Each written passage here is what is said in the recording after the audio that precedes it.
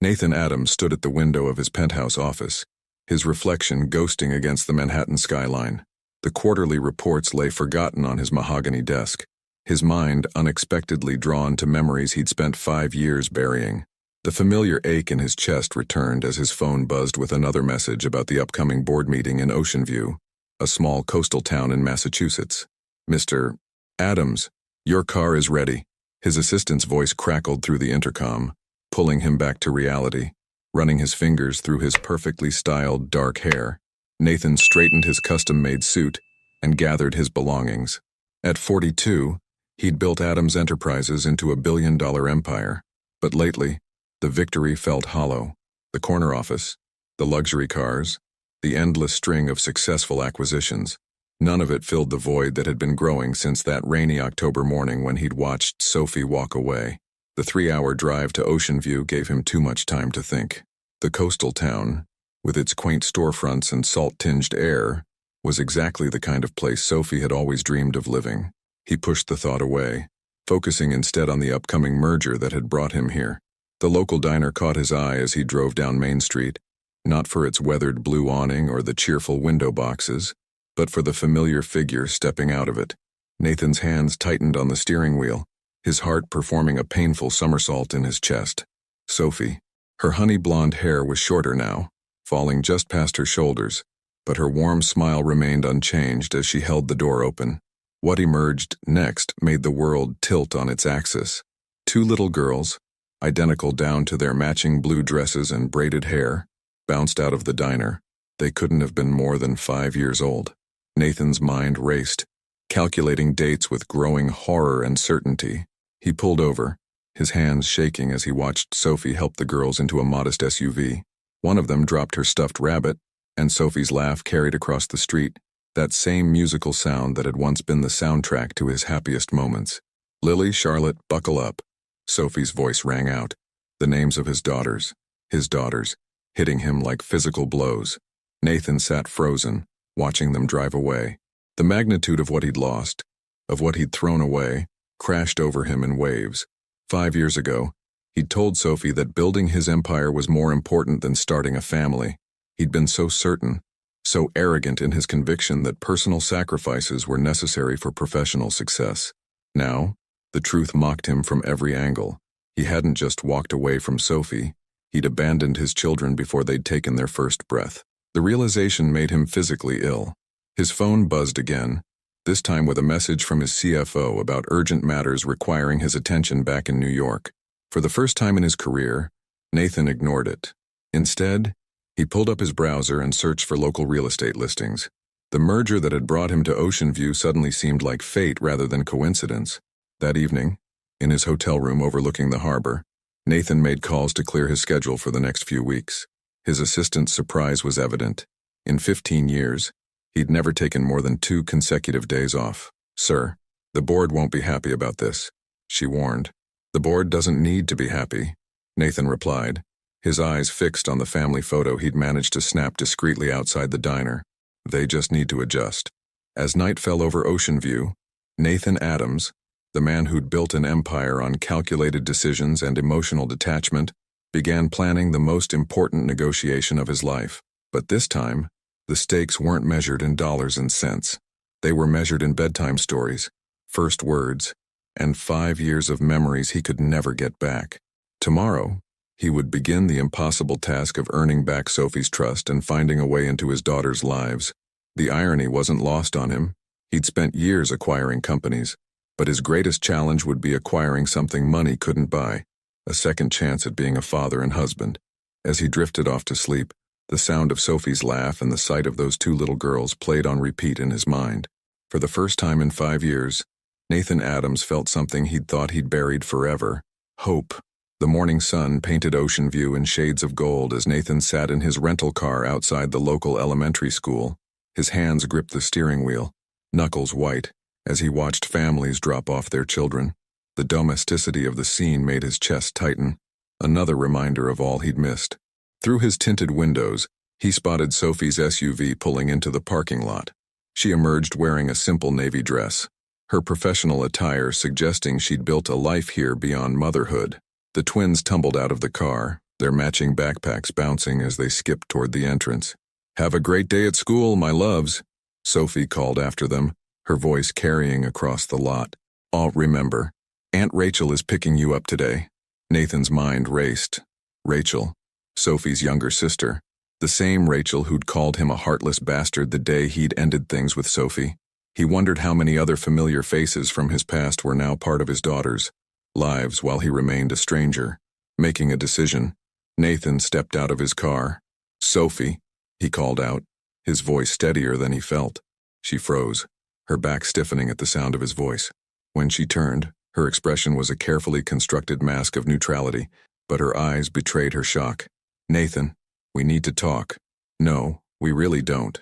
Sophie took a step back, her hands clutching her purse like a shield. "They're mine, aren't they?" The words hung heavy in the morning air. "Lily and Charlotte, they're my daughters." Sophie's mask cracked slightly, fear and anger flashing across her features. "You lost any right to that question 5 years ago. Why didn't you tell me?" Nathan moved closer, keeping his voice low to avoid attracting attention from other parents. "Tell you?" Sophie's laugh was bitter, nothing like the musical sound from yesterday. "You made it very clear that your empire was more important than a family. You said, and I quote, 'I'm not ready to sacrifice everything I've built for some hypothetical future.'" Her voice cracked on the last words. "Well, that future wasn't hypothetical, Nathan. It was growing inside me when you walked away." The truth hit him like a physical blow. "You knew. When I left, you already knew. I found out the day before. I was going to tell you over dinner. But instead, you chose that moment to end our marriage." Sophie's eyes glistened with unshed tears. "So yes, I knew. And I made a choice to protect my children from a father who had already decided they weren't worth his time." Nathan felt the ground shifting beneath his feet. "Sophie, if I had known, you would have what?" She interrupted. "Stayed out of obligation? Resented us for trapping you? No, Nathan. You made your choice, I made mine. I want to know them," Nathan said, his voice rough with emotion. "I want to be part of their lives. You can't just walk in after 5 years and demand a place in their world." Sophie replied, her professional composure returning. "They're happy, Nathan. They're loved. They don't need you disrupting their lives because you suddenly feel guilty." "I'm not leaving Ocean View," he stated firmly. "The merger that brought me here, I'm going to oversee it personally. It could take months." Sophie's eyes narrowed. "Of course, because everything's just business to you, isn't it? Even this. You're treating it like another hostile takeover. That's not fair." "Fair?" Sophie's voice rose slightly before she caught herself. Fair would have been having their father present for their first steps, their first words. Fair would have been not having to explain to my 5-year-olds why they don't have a daddy like their friends do. The guilt was overwhelming, but Nathan stood his ground. "I can't change the past, Sophie, but I can be here now. I want to be here now." "Until what? Until another business opportunity calls? Until being a father becomes too inconvenient for your lifestyle?" Sophie checked her watch and took a deep breath. "I have to get to work. Stay away from my daughters, Nathan. I mean it." She turned to leave, but Nathan called after her. "They're my daughters too, Sophie. Whether you like it or not, that's a fact. And I'm not walking away this time." Sophie paused but didn't turn around. "You know what's ironic, Nathan? 5 years ago, I would have given anything to hear you say those words. Now," she glanced over her shoulder, her eyes meeting his, "and now they're just another promise I don't trust you to keep." As she walked away, Nathan remained rooted to the spot, watching her disappear into the morning traffic. The weight of his past decisions pressed down on him, but beneath the guilt and regret, a determination was building. He pulled out his phone and dialed his assistant. "Linda, I need you to clear my schedule indefinitely, and find me a house to rent in Ocean View, something long-term." After a pause, he added, "Also, get me everything you can find on the local business community. If I'm going to be part of this town, I need to understand it." As he drove back to his hotel, Nathan's mind was already formulating strategies. Sophie was right. He was treating this like a business problem because that's what he knew. But for the first time in his life, the end goal wasn't profit or power. It was something far more precious and infinitely more complicated. A chance to know his daughters and rebuild what he'd destroyed with the only woman he'd ever loved. The question was, could a man who'd spent his life calculating risks and returns learn to lead with his heart instead of his head? The answer to that question would determine not just his future, but the futures of two little girls who didn't even know they were about to meet their father. The coastal breeze carried the scent of salt and possibility as Nathan stood outside Ocean View's most popular ice cream parlor, Sweet Tides. Through the window, he could see Lily and Charlotte sitting at a corner table with Rachel, their aunt, who was helping them tackle enormous sundaes. His heart raced. After 2 weeks of careful planning, he'd finally found the perfect moment to orchestrate a chance encounter. The bell above the door chimed as he entered, and the familiar voice of Rachel Matthews carried across the shop. "Remember, girls, don't tell your mom about the extra sprinkles. It's our little secret." "Pinky promise, Aunt Rachel," the twins chorused, their synchronized response bringing an unexpected smile to Nathan's face. As he approached the counter, he could feel Rachel's gaze burning into his back. He ordered a simple vanilla cone, taking his time, waiting for the inevitable confrontation. "Of all the ice cream shops in all the towns," Rachel's cold voice came from behind him. "What are you doing here, Nathan?" He turned to face his former sister-in-law, noting how her protective stance mirrored Sophie's. "Rachel, you look well. Cut the pleasantries. Sophie told me you were back in town." Her voice dropped to a whisper, eyes darting to ensure the twins couldn't hear. "Whatever game you're playing, stop it now." Before Nathan could respond, one of the twins, he couldn't tell which, called out, "Aunt Rachel, can we get more napkins?" "Coming, sweetie." Rachel's expression transformed instantly into a warm smile for her nieces. To Nathan, she hissed, "Stay away from them." But fate, or perhaps the messiness of ice cream, had other plans. As Rachel turned, Charlotte's sundae tipped over, sending a cascade of chocolate sauce and sprinkles onto her dress. The little girl's eyes welled up with tears. Without thinking, Nathan grabbed a handful of napkins and stepped forward. "Here, let me help." "I got it," Charlotte sniffled, trying to salvage her dress with determination that reminded him painfully of Sophie. "You know," Nathan said gently, kneeling beside her table, "I once spilled an entire milkshake on myself right before an important meeting. Want to know what I did?" Both girls looked at him now, curiosity overtaking their initial shyness. Lily asked, "What did you do?" "I turned it into a fashion statement. Told everyone it was the newest trend in New York." He winked, earning giggling from both girls. Rachel watched the interaction with visible tension, but something in Nathan's genuine warmth with the girls kept her from interrupting. "I'm Charlotte," the girl with the stained dress announced. "And that's my sister Lily. We're twins." "Really? I never would have guessed." Nathan played along, his heart hammering in his chest as he finally heard his daughters' voices directed at him. "I'm Nathan. It's very nice to meet you both." "Do you live here?" Lily asked, tilting her head in a way that was pure Sophie. "I just moved here for work," Nathan replied carefully, aware of Rachel's watchful gaze. "I'm helping some local businesses. Our mommy works at the library," Charlotte shared proudly. "She helps people find books and tells the best stories." Nathan absorbed this new information about Sophie's life, imagining her surrounded by books, something she'd always loved. "That sounds wonderful. Your mom must be very special." "She's the best mommy ever," Lily declared with absolute conviction. The simple statement hit Nathan like a physical blow. These beautiful, confident little girls were living proof of what an amazing mother Sophie had become. Without him, Rachel finally stepped forward. "Girls, we should get going. Your mom will be waiting." "But we didn't finish our ice cream," Charlotte protested. "Tell you what," Nathan said, reaching for his wallet. "How about I buy you both fresh sundaes to make up for the spill?" Rachel's eyes flashed a warning, but the twins' faces lit up with such joy that she couldn't bring herself to refuse. "Fine, but we're taking them to go." As the girls bounced excitedly to the counter to rebuild their sundaes, Rachel grabbed Nathan's arm. "This doesn't change anything. You don't get to buy their affection." "I'm not trying to buy anything, Rachel. I just want to know them. You had that chance 5 years ago. Sophie told me everything. How she planned to tell you about the pregnancy. How you chose your precious company instead." Rachel's voice trembled with old anger. "Do you have any idea what it was like? Watching my sister struggle through pregnancy alone. Seeing her cry herself to sleep night after night." Nathan's jaw clenched. "I made a terrible mistake. I know that now." "No. A mistake is forgetting an anniversary or missing a dinner date. What you did was abandon your family before they even had a chance to be one." Rachel glanced at the twins, who were happily pointing at different toppings. "They're happy, Nathan. They're loved. Don't mess that up because you suddenly developed a conscience. Before he could respond, the girls returned with their fresh sundaes, beaming with delight. Thank you, Mr. Nathan, they chorused. You're very welcome, he managed, his throat tight with emotion. As Rachel ushered them toward the door, Lily turned back. Will we see you again? The hope in her voice nearly undid him. Maybe, he said softly, meeting Rachel's stern gaze. This is a small town, after all. After they left, Nathan sat alone in the ice cream parlor, replaying every second of the interaction. His daughters were everything he could have hoped for, bright, happy, and so clearly well-loved.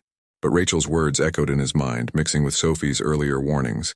He pulled out his phone and opened his calendar, filled with meetings about the merger that had brought him to Ocean View. With determined swipes, he began canceling and rescheduling, clearing blocks of time. If he was going to prove to Sophie, Rachel, and most importantly, to Lily and Charlotte, that he was serious about being in their lives, he needed to show it through actions, not just words. The path ahead would be challenging. He had years of absence to make up for and a mountain of trust to rebuild. But looking at the empty ice cream cups his daughters had left behind, Nathan felt more certain than ever that no business deal, no corporate takeover, could ever be as important as the chance to be their father. The local library stood as a testament to small-town charm, its brick facade adorned with climbing ivy. Nathan adjusted his casual attire, a departure from his usual suits, and entered the building. The familiar scent of books and wooden shelves brought back memories of quiet Sunday afternoons with Sophie, when she'd curl up reading while he reviewed contracts. He found her in the children's section, animated and radiant as she read to a group of mesmerized preschoolers. Sophie's voice shifted with each character, her face expressive and warm. Among the children, Lily and Charlotte sat front and center, beaming with pride at their mother. And that's all for today's story time, Sophie announced, closing the book to a chorus of disappointed sighs. As the children dispersed, Sophie's eyes met Nathan's. Her smile faltered slightly, but she maintained her composure. The twins, however, lit up at the sight of him. Mr. Nathan, Charlotte called out, waving enthusiastically. Sophie's head snapped toward her daughters. You know him. He bought us ice cream when I spilled mine, Charlotte explained innocently. He's really nice, Mommy. Sophie's expression darkened. Girls, why don't you go help Mrs. Henderson sort the return cart? I need to speak with Mr. Nathan. Once the twins were out of earshot, Sophie rounded on him. You engineered that ice cream shop meeting, didn't you? It wasn't planned, Nathan defended, though they both knew it wasn't entirely true. Sophie, we need to talk about this situation rationally. Rationally? She laughed bitterly. Like how you rationally decided our marriage wasn't worth fighting for. I've changed. People don't change, Nathan. They just get better at hiding who they really are. She began straightening books with sharp, angry movements. What do you want? I want joint custody. The book in Sophie's hands clattered to the floor. Excuse me? I've already spoken with my lawyers. I have rights, Sophie. They're my daughters, too. Rights? Sophie's voice shook with fury. You want to talk about rights? Where were these rights when I was throwing up every morning for months? Where were they during 20 hours of labor? During their first steps, their first words, their first everything? Nathan stepped closer, lowering his voice. I know I can't make up for lost time, but I can be here now. I've bought a house in Ocean View. I'm moving my company's East Coast operations here. You're what? Sophie stared at him in disbelief. The merger that brought me here. I'm expanding it, creating local jobs, investing in the community. I'm putting down roots, Sophie. This isn't a hostile takeover, Nathan. These are our daughters' lives you're playing with. I'm not playing. His voice carried an intensity that made her pause. For the first time in my life, I'm completely serious about something that has nothing to do with business. Before Sophie could respond, a small voice interrupted them. Mommy, can Mr. Nathan come to our ballet recital? They turned to find Lily standing there, hope shining in her eyes. Sophie's face softened as she looked at her daughter, but Nathan could see the internal struggle playing out. Sweetheart, I don't think... Please. Lily's lower lip trembled slightly.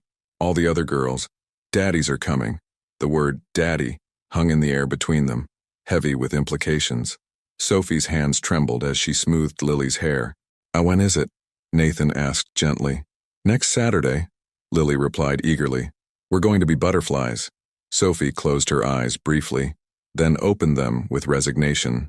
If Mr. Nathan isn't too busy with work, he can come. The joy on Lily's face was worth every second of tension. She ran off to tell her sister, leaving her parents in uncomfortable silence.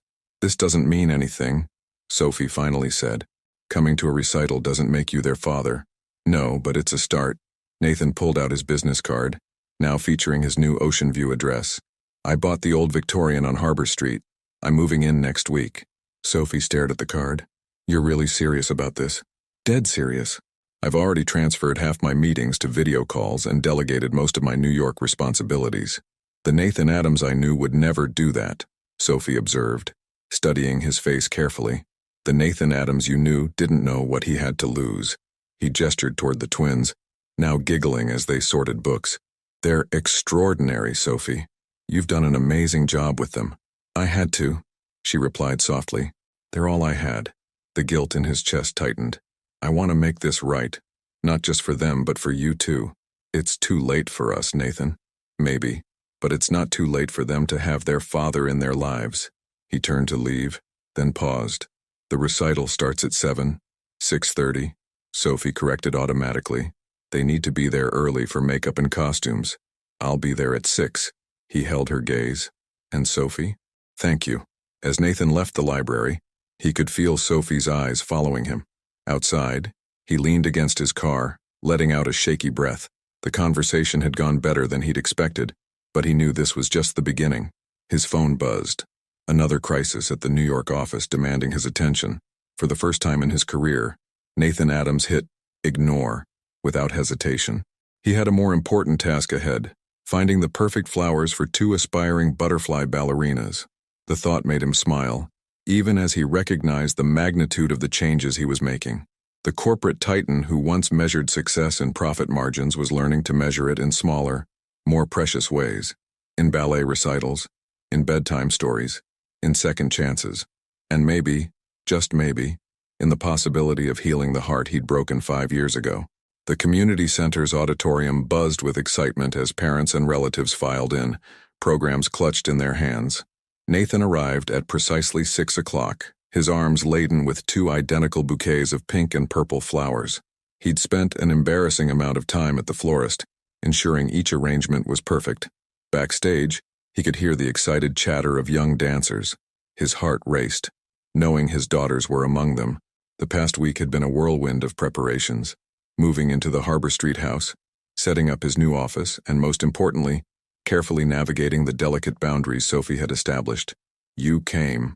Rachel's voice startled him from his thoughts. She stood in the aisle, arms crossed. "Front row?"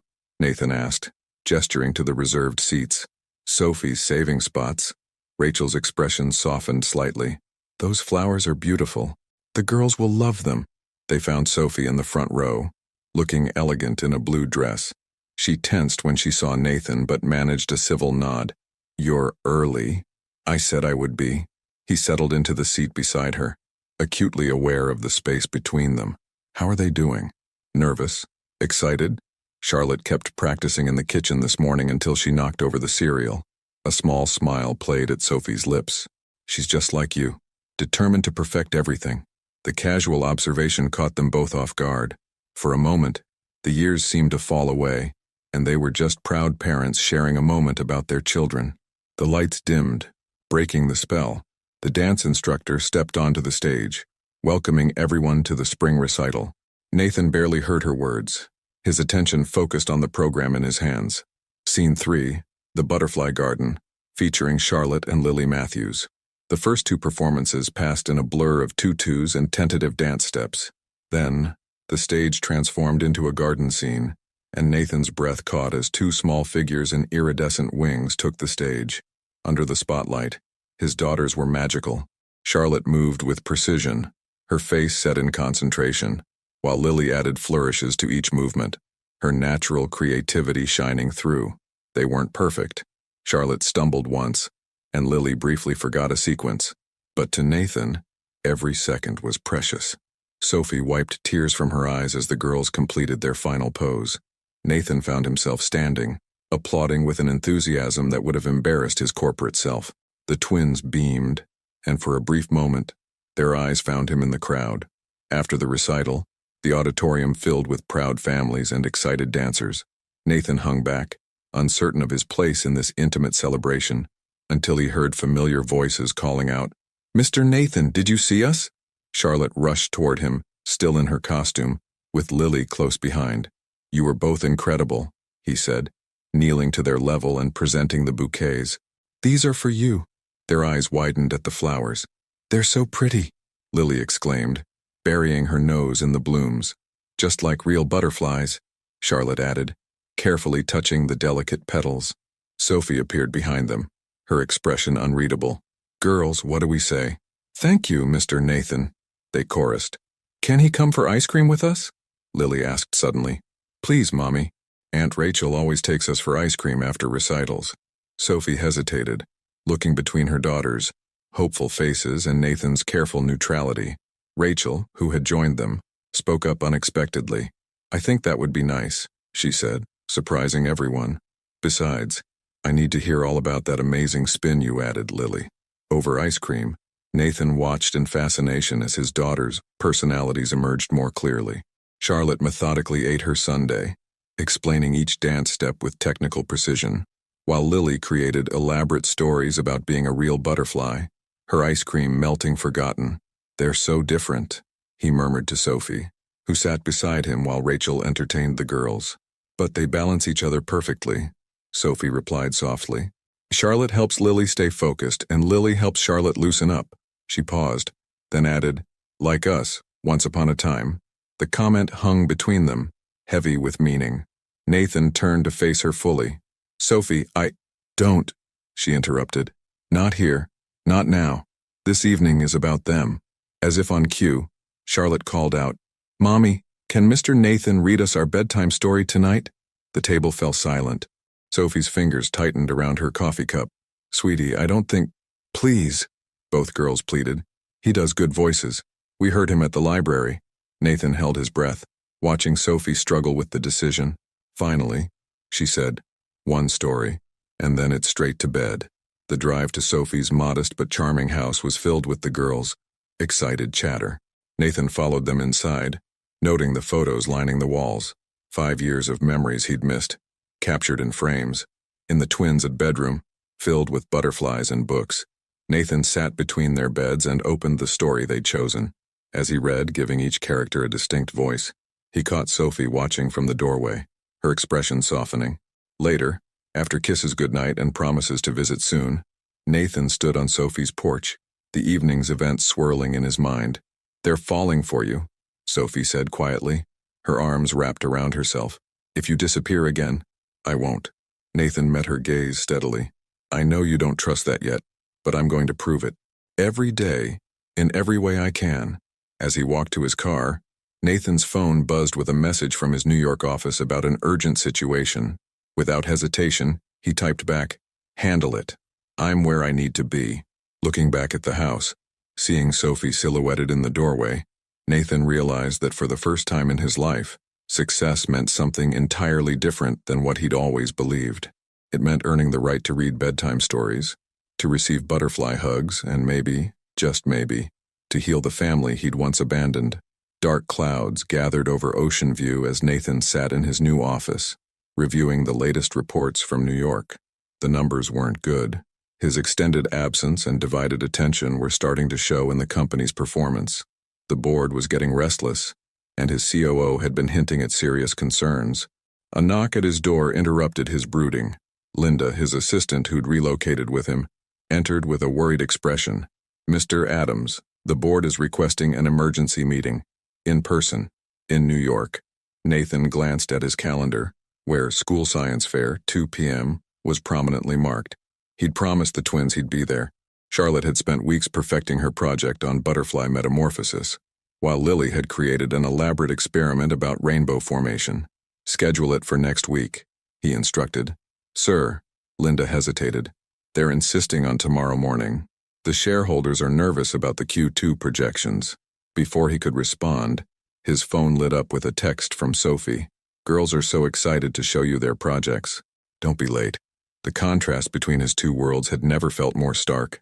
Thunder rumbled outside, matching his mood.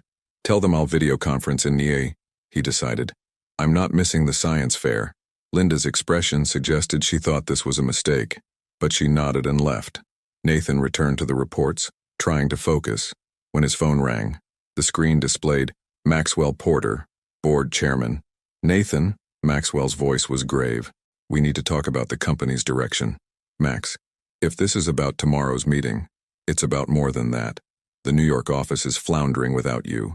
The London expansion is stalled. 3 major clients are threatening to walk. Maxwell paused. What's going on with you, Nathan? This isn't like you. Nathan walked to the window, watching storm clouds darken the harbor. I'm handling personal matters. Personal matters? Maxwell's laugh was harsh. Since when does Nathan Adams let personal matters interfere with business? Things change, Max. Yes, they do. And right now, things are changing for the worse.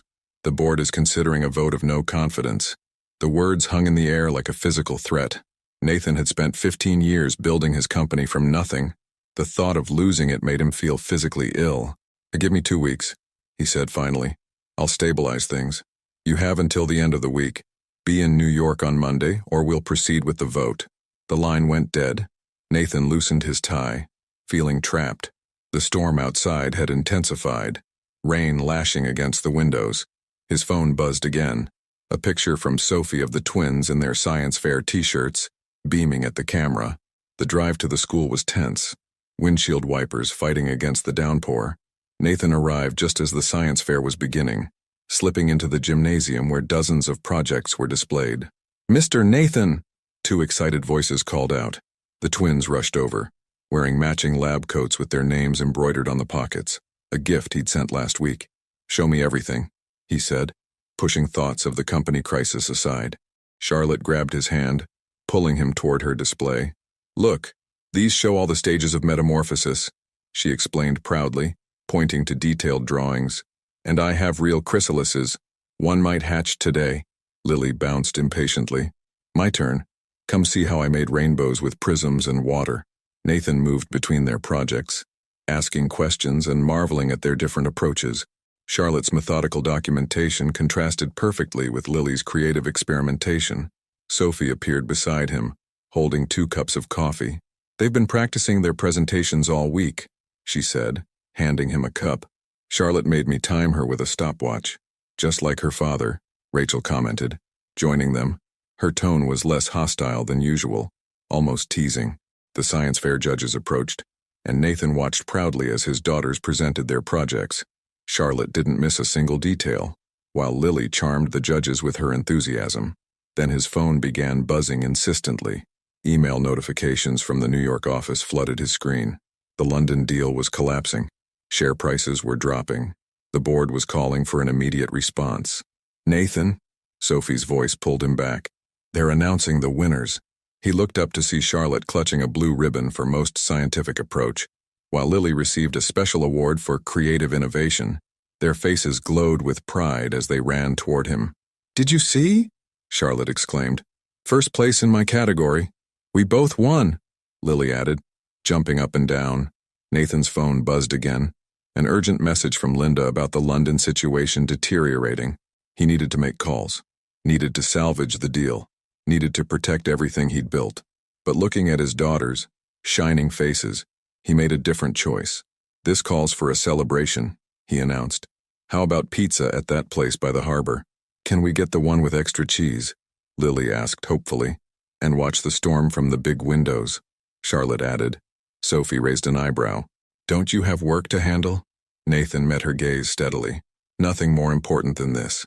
As they sat in the cozy pizzeria, watching lightning illuminate the harbor while the twins excitedly replanned their experiments for next year's fair, Nathan's phone continued to buzz. But for the first time in his career, the fate of his company felt secondary to the joy on his daughters' and faces, and the cautious approval in Sophie's eyes. The storm outside raged on, much like the one brewing in his professional life. But here, in this moment with his family, Nathan Adams finally understood what real success felt like. The question was, could he find a way to preserve both worlds, or would he have to choose between the empire he'd built and the family he was fighting to rebuild? Thunder crashed outside, as if emphasizing the weight of the decision looming before him. But for now, he simply listened to his daughter's laughter and allowed himself to be present in a moment that no business success could ever match. The New York office's 47th floor conference room felt like a fortress of steel and glass, a stark contrast to the warm, coastal charm of ocean view. Nathan stood at the window, watching the city pulse below while the board members filed in. 3 days had passed since the science fair, and the company's situation had deteriorated further. "The numbers speak for themselves," Maxwell Porter declared, pointing to the projection screen. "Our stock has dropped 15% in 2 months. The London expansion is dead in the water, and our biggest client, Henderson Global, is threatening to pull their entire portfolio." Nathan turned to face the room full of concerned faces. These were people who'd believed in him, who'd helped build Adams Enterprises from the ground up. Their disappointment was palpable. "I understand your concerns," Nathan began, but Maxwell cut him off. "Do you?" Because the Nathan Adams we know wouldn't let personal matters interfere with business. He wouldn't abandon his post for some small-town distraction. Nathan's jaw tightened. "That distraction is my family." "Family?" Maxwell laughed incredulously. "And since when does Nathan Adams care about family? You're the man who told me, 5 years ago, that personal attachments were a liability in business." The words hit home, reminding Nathan of exactly who he'd been, the man who'd walked away from Sophie, unknowingly abandoning his unborn daughters. His phone vibrated. A text from Sophie. "Girls made you a thank you card for coming to the science fair. They want to give it to you at dinner tonight." "Nathan?" Maxwell's voice grew softer, almost paternal. "We've known each other for 15 years. Whatever's going on in Ocean View, whatever midlife crisis this is, it's not worth destroying everything you've built." Nathan's response was interrupted by Linda bursting into the room. "Sir, there's been an accident." The blood drained from his face as Linda continued. "Charlotte fell during recess. They're taking her to Ocean View General." The boardroom erupted in protest as Nathan grabbed his coat. Maxwell stepped in front of him. "Nathan, if you walk out now, my daughter is in the hospital. Your company is collapsing. Then let it collapse." The words shocked even Nathan as they left his mouth. The room fell silent. "If you leave this meeting," Maxwell warned, "the board will proceed with the vote of no confidence. You'll lose everything." Nathan looked around the room, at the empire he'd spent his life building. Then he looked at his phone, at the unread message from Sophie about a handmade card waiting for him. "No," he said quietly. "If I don't leave right now, I'll lose everything that actually matters." The helicopter ride back to Ocean View was the longest hour of Nathan's life. His phone was flooded with messages from board members, clients, and lawyers, but he focused only on Sophie's updates about Charlotte. He burst into the emergency room to find Sophie pacing, while Lily sat quietly with Rachel, clutching her sister's favorite stuffed animal. "How is she?" Nathan demanded. "Broken arm," Sophie replied, her voice shaky. "They're setting it now." She was trying to show another girl her butterfly catching technique on the playground equipment. "Daddy?" Lily's small voice froze everyone in place. It was the first time either twin had called him that. "Is Charlotte going to be okay?" Nathan knelt beside her, his heart racing at the title she'd used. "She's going to be just fine, sweetheart. Your sister is very brave." When Charlotte was finally wheeled out, her small arm in a pink cast, her face lit up at the sight of both her parents. "Daddy, you came." Sophie's sharp intake of breath matched Nathan's own emotional surge at hearing the word again. He moved to Charlotte's bedside, taking her good hand. "Of course I came. Nothing could have kept me away." "But what about your big meeting?" Charlotte asked, surprising everyone. "I heard Mommy tell Aunt Rachel it was really important." Nathan squeezed her hand gently. "You're more important. You and Lily and your mom. You're the most important things in my life now." Later that night, after both girls were asleep in Charlotte's hospital room, Sophie found Nathan in the hallway, staring at his phone. The screen displayed dozens of missed calls and one final email. "Emergency board meeting results. Change in leadership. You lost the company," Sophie stated quietly. "I lost the company the moment I chose to leave that meeting," Nathan corrected, "and I'd make the same choice again." Sophie studied him for a long moment. "You really have changed?" "Not changed," Nathan replied, looking through the window at their sleeping daughters. "Just finally figured out what matters." His phone buzzed again, another board member demanding answers. Nathan turned off the phone and slipped it into his pocket. "Tomorrow, He'd deal with the fallout of losing his company. Tomorrow, he'd figure out what came next. But tonight, he was exactly where he needed to be, watching over his daughters, sitting beside the woman he'd never stopped loving, and feeling, for the first time in years, like he was truly successful at something that mattered. The morning sun streamed through the windows of Nathan's Harbor Street home as he reviewed the latest documents from his lawyers. 2 weeks had passed since he'd lost control of Adams Enterprises, and the financial implications were starting to crystallize. The board is offering a settlement package, he explained to Sophie, who sat across his kitchen island, nursing a cup of coffee.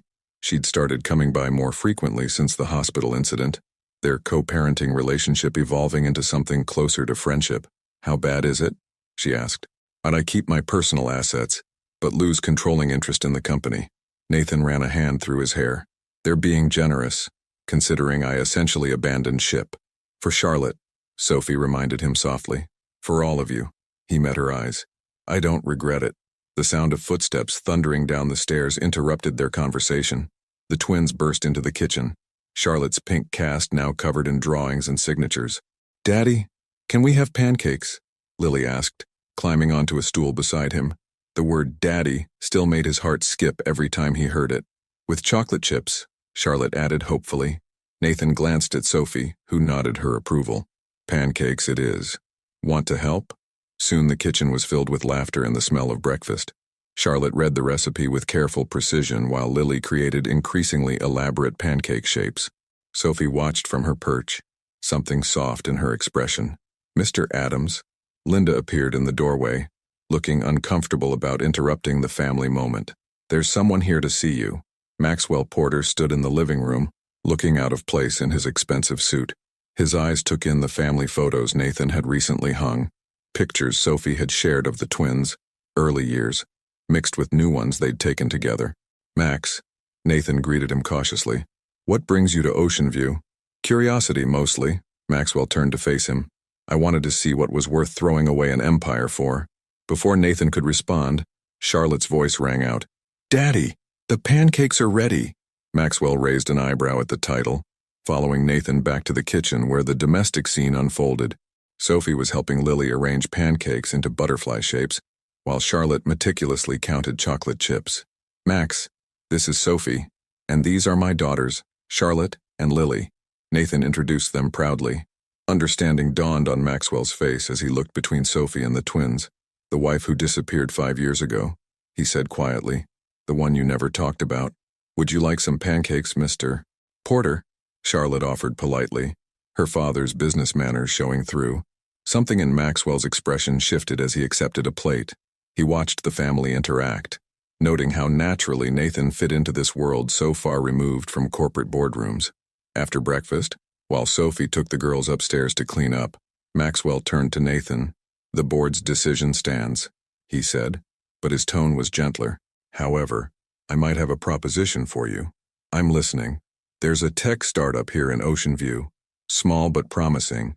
They need experienced leadership and capital investment." Maxwell smiled slightly. "Consider it a chance to build something new, something that doesn't require choosing between family and success." Nathan studied his old friend. "Why would you help me?" "Because the Nathan Adams I knew 5 years ago would never have left a board meeting for a child's broken arm." Maxwell stood to leave. "Maybe this version of you will build something even better than what you lost." That evening, after the twins were in bed, Nathan found Sophie on his back porch, watching the harbor lights. "The startup Max mentioned," he began. "It's actually fascinating. They're developing educational technology, focusing on making learning more accessible for children." Sophie turned to face him. "Sounds perfect for a father of 2 brilliant girls." "I was thinking," Nathan hesitated, then pressed on, "maybe you'd consider being part of it. Your experience at the library, your understanding of how children learn, it could be valuable." "Are you offering me a job, Mr. Adams?" There was a teasing note in her voice he hadn't heard in years. "I'm offering you a partnership." The words carried more weight than just business, and they both knew it. Sophie was quiet for a long moment, looking out at the water. "5 years ago, you chose your company over our marriage," she finally said. 2 weeks ago, you chose our daughter over your company. That's not nothing, Nathan. I'm trying to be worthy of them. Of you." She turned back to him, her expression soft in the evening light. I know, and that's why I'm willing to try. The partnership, I mean. But the way she reached for his hand suggested she might be willing to try more than just business. As they stood together, watching the harbor lights dance on the water, Nathan realized that sometimes losing everything was the first step to gaining something far more precious. The autumn breeze carried the scent of salt and possibility as Nathan walked through downtown Ocean View. The small office space he'd leased for the startup, Ocean Tech Learning, was already buzzing with activity. In just 2 months, they'd assembled a talented team of developers and educators, with Sophie leading the curriculum development. The focus group results are in, Sophie announced as he entered, her eyes bright with excitement. She'd taken to her new role with natural ease, her years of library experience proving invaluable. Parents love the interactive storytelling feature. Of course they do, Nathan smiled. It was your idea. Their professional partnership had evolved into something comfortable and dynamic, reminiscent of their early marriage days, but there was still a careful distance between them, an invisible wall built from past hurts and cautious hearts. Daddy! Lily's voice carried through the office as she and Charlotte burst in after school, accompanied by Rachel. The twins had made the office their second home, often doing homework in the small break room while their parents worked. How was the math test? Nathan asked, noting Charlotte's worried expression. I made a mistake, Charlotte admitted, bottom lip trembling. On question 7, I forgot to check my work like you taught me. Nathan knelt beside her. One mistake doesn't define you, sweetheart. What matters is that you tried your best. That's what Mommy always says. Lily chimed in, hugging her sister. Rachel watched the interaction with a thoughtful expression.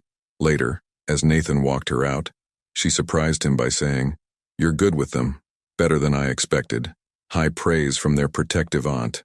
Nathan replied, They need protecting, Rachel said quietly. Sophie, too. They've all been hurt enough. Before Nathan could respond, his phone rang. The screen displayed a familiar name, Henderson Global, his former biggest client. Mr. Adams, Richard Henderson's voice was warm. I hear you're building something new in Ocean View. Word travels fast. Indeed. And I hear it's something worth investing in. Henderson paused. My granddaughter struggles with dyslexia. Your educational platform, from what I understand, could help children like her. Nathan's mind raced with possibilities. Henderson's investment could accelerate their development timeline significantly, but then he remembered the long hours, the missed moments that came with major corporate partnerships. I'm interested, Nathan said carefully, but with conditions. I won't sacrifice time with my family. Not again. The Nathan Adams I knew wouldn't have set conditions, Henderson observed.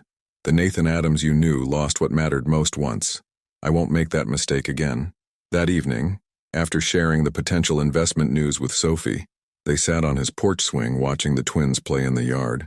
Charlotte was explaining the life cycle of butterflies to her sister, complete with dramatic gestures. You turned down Henderson's first offer, Sophie said. It wasn't a question. It came with too many strings. Nathan watched as Lily attempted to mimic a butterfly's flight. I'm not that person anymore. Sophie was quiet for a moment. I used to dream about this, you know. Us, working together, raising our girls. But when you left, she took a shaky breath. I packed those dreams away with your other things. Sophie, Nathan turned to face her. I know I can't undo what I did, but I'm here now, trying to be the man you always believed I could be. I see that, she whispered. That's what scares me. Their moment was interrupted by excited screams from the yard. Charlotte had spotted a real butterfly, and both girls were now following it with wonder-filled eyes. Mommy, Daddy, look! Lily called out. It's dancing. As they watched their daughters chase the butterfly through the golden evening light, Sophie's hand found Nathan's on the swing between them. It was a small gesture, but it felt like the first crack in that invisible wall. The butterfly led the twins in a merry dance around the yard, their laughter carrying on the breeze. And in that moment, Nathan understood that true success wasn't measured in stock prices or corporate acquisitions. It was measured in moments like these, in children's laughter, in tentative handholds, in second chances earned through changed hearts and proven actions. The sun set over Ocean View Harbor, painting the sky in colors no corner office view could match, while a family slowly, carefully, beautifully rebuilt itself from the ground up. The December wind whipped around Ocean View's town square, as Nathan helped Charlotte and Lily hang ornaments on the community Christmas tree. 6 months had passed since Henderson's investment had transformed Ocean Tech Learning from a startup into a thriving company, and 3 months since Sophie had finally agreed to have dinner with him, just the two of them. "Higher, Daddy!" Lily called out, balanced on his shoulders as she reached for an upper branch. "The star needs to go at the very top." "Careful," Sophie cautioned, approaching with hot chocolates for everyone. Her cheeks were pink from the cold, her eyes bright with happiness that was becoming more frequent these days. Charlotte, ever the practical one, was consulting a diagram she'd drawn. "We need 3 more gold ones on the left side to maintain symmetry." "Just like her father," Sophie murmured, close enough now that Nathan could smell her familiar vanilla perfume. "Always planning everything perfectly." "Not everything," Nathan replied softly. "Some of the best things in life can't be planned." Their eyes met, remembering that rainy October morning 5 years ago, and all the unplanned moments that had led them back to each other. "Mommy, look!" Lily's excited voice broke the moment. "It's snowing." Sure enough, fat snowflakes were beginning to fall, the first snow of the season. The twins abandoned their decorating to spin in circles, trying to catch snowflakes on their tongues. "I remember our first snow together?" Sophie asked quietly. "In Central Park?" Nathan nodded, the memory vivid. "You made me build a snowman at midnight, said it was good for my soul to do something impractical for once. Was I wrong?" "No," he smiled, watching their daughters play. "You never were." The snow began falling harder, coating the town square in white. Other families joined them, children laughing and playing while parents huddled together for warmth. "The educational platform launches next week," Nathan said, breaking their comfortable silence. "The trial results have been incredible. Children with learning difficulties showing remarkable improvement." "I saw a mother crying in the focus group," Sophie added. "She said her daughter read her first full sentence using our program." "Our program," Nathan repeated, loving how natural those words felt now. "We make a good team, Sophie." She turned to face him fully. "We always did. That wasn't our problem." "No," he agreed. "Our problem was that I didn't understand what really mattered, but I do now." The twins ran back to them, faces flushed with cold and excitement. "Can we have Christmas at Daddy's house this year?" Charlotte asked hopefully. "His living room is bigger for the tree, and he has the pretty view of the harbor," Lily added. Sophie hesitated, then surprised them all by saying, "Actually, I was thinking, maybe we could all spend Christmas together, as a family." Nathan's heart skipped. "Sophie, I'm not saying everything's fixed," she said quickly. "But watching you these past months and with the girls, with the company, with everything, you're not the same man who walked away 5 years ago." "No," he agreed, reaching for her hand. "I'm the man who walked back, who'll keep walking back every day, for as long as you'll let me." The snow continued falling as their daughters danced around them, the Christmas tree glittering behind them, and the harbor lights twinkling in the distance. Sophie's hand was warm in his, and when she squeezed it gently, it felt like forgiveness. "Daddy," Charlotte called out, "tell Lily that snow isn't really frozen butterfly kisses." "But it could be," Lily protested. "Right, Mommy?" Sophie laughed, the sound carrying across the square like music. Sometimes the most magical explanations are the right ones. As Nathan watched his family in the falling snow, he thought about journeys and destinations, about losses that become gains, and about how sometimes you have to lose an empire to build a kingdom of the heart. The twins began building a snowman, just as Sophie had taught him to do all those years ago. And this time, when Sophie tugged him toward them, Nathan didn't think about meetings or deadlines or corporate empires.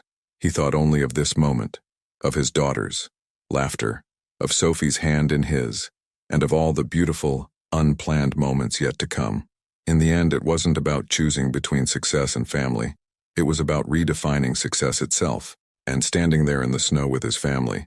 Nathan Adams knew he'd never been more successful in his life. The Christmas lights twinkled through the falling snow as Nathan put the finishing touches on his Harbor Street home. The massive evergreen in the living room, carefully decorated by the twins, sparkled with ornaments both old and new. Sophie had brought boxes of their past Christmas decorations, mixing them with the ones they'd bought together this year. "Daddy, is everything ready?" Charlotte asked, clutching a stack of carefully wrapped presents. She'd inherited his attention to detail, each gift perfectly coordinated with color-coded tags. "Almost, sweetheart." Nathan adjusted the star atop the tree. remembering how Lily had insisted it needed to be tilted, just a little to the left, to catch the light properly. The sound of car doors closing outside made his heart race. Sophie and Lily were returning from their last-minute Christmas Eve shopping trip, a tradition Sophie had maintained since the twins were babies. "We're home!" Lily burst through the door in a flurry of snow and excitement. "And we got hot chocolate from Mr. Peterson's cafe." Sophie followed, carrying bags and wearing the red scarf Nathan had given her last week.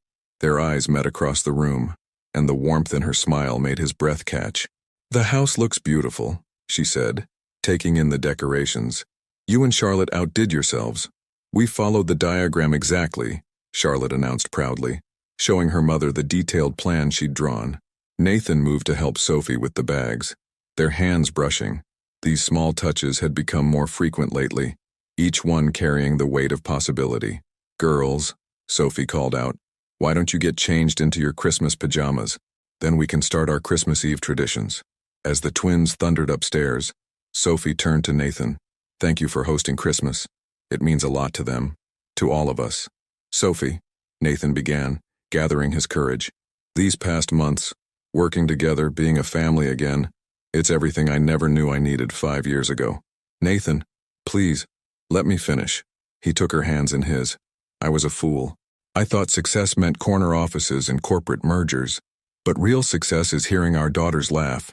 It's watching Charlotte triple-check her homework and Lily create stories about butterfly kisses in the snow. It's seeing you every day and falling in love with you all over again." Sophie's eyes glistened. "You hurt us badly when you left.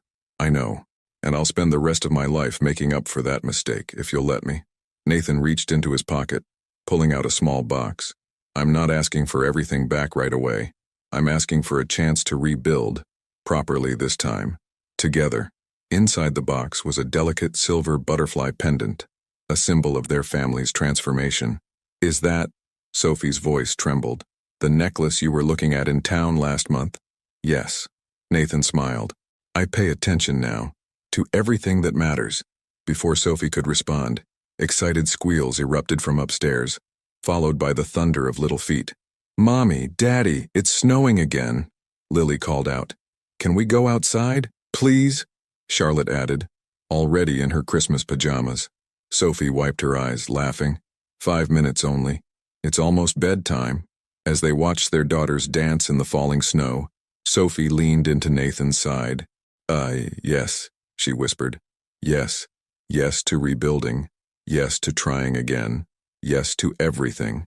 Nathan slipped the necklace around her neck, his hands lingering on her shoulders. In the yard, the twins had started building a snow butterfly, their giggles carrying through the winter air. This, Nathan realized, was what coming full circle felt like. Not returning to where you started, but arriving where you were always meant to be, changed by the journey, made better by the lessons learned along the way. "Merry Christmas, Sophie," he whispered, pulling her close as their daughters played in the snow. "Merry Christmas, Nathan," she replied, and when she kissed him, it felt like coming home. Spring bloomed in Ocean View, bringing with it new beginnings. The harbor breeze carried the scent of salt and cherry blossoms as Nathan stood in his office at Ocean Tech Learning, watching boats drift past.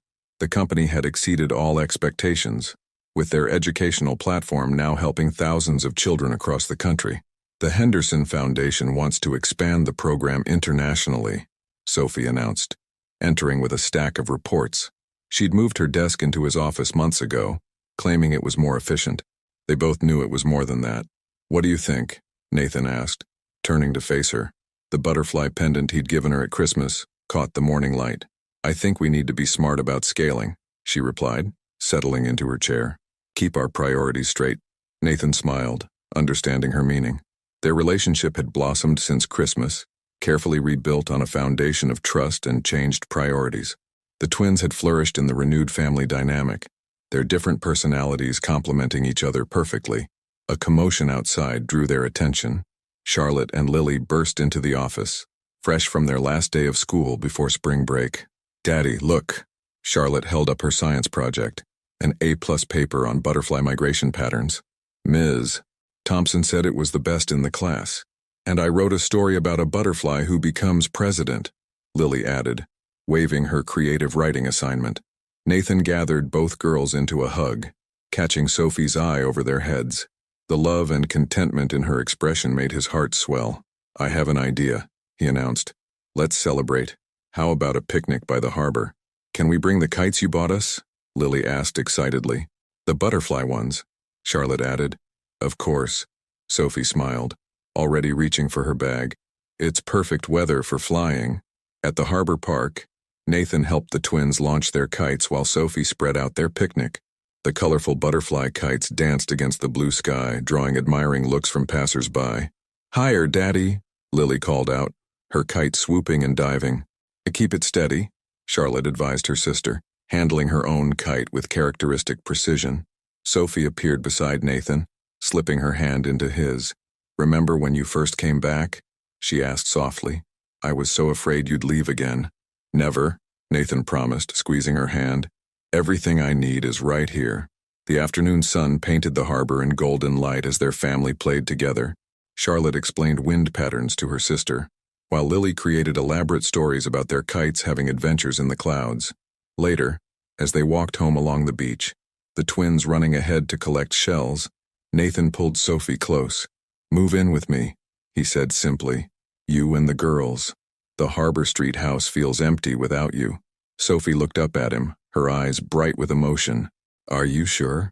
"I've never been more sure of anything." Nathan touched the butterfly pendant at her throat. "We've come full circle, Sophie. From broken pieces to something stronger, something better, like a butterfly." She smiled, understanding, breaking free from the chrysalis, emerging stronger and more beautiful. "Mommy! Daddy!" Charlotte called out. Lily found a butterfly on the beach. They joined their daughters, watching as a monarch butterfly rested briefly on Lily's outstretched hand before taking flight, its wings catching the sunlight as it soared over the harbor. "It's dancing," Lily whispered in awe. "No," Charlotte corrected gently. "It's coming home." Nathan wrapped his arm around Sophie as they watched the butterfly disappear into the evening sky. 5 years ago, he'd lost everything that mattered by choosing the wrong priorities. Now standing on the beach with his family, he understood that sometimes you have to lose your way completely to find your true path home. The butterfly effect, how one small change could create a cascade of transformations.